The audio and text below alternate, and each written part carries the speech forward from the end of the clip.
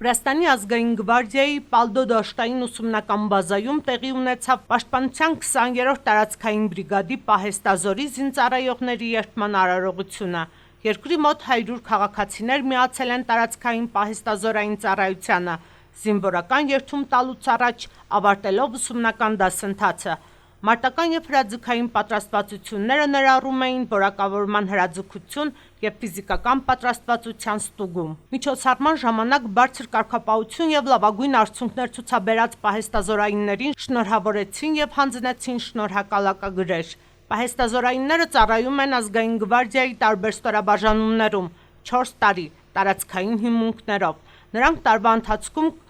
անցնում են 45-օրյա մարտական պատրաստություն։ Նախատեսված հավաքների ժամանակ պահեստազորայինները կստանան տնտեսական գիտելիքներ և կզարգացնեն ճգնաժամային իրավիճակներին արձագանքման հմտությունները։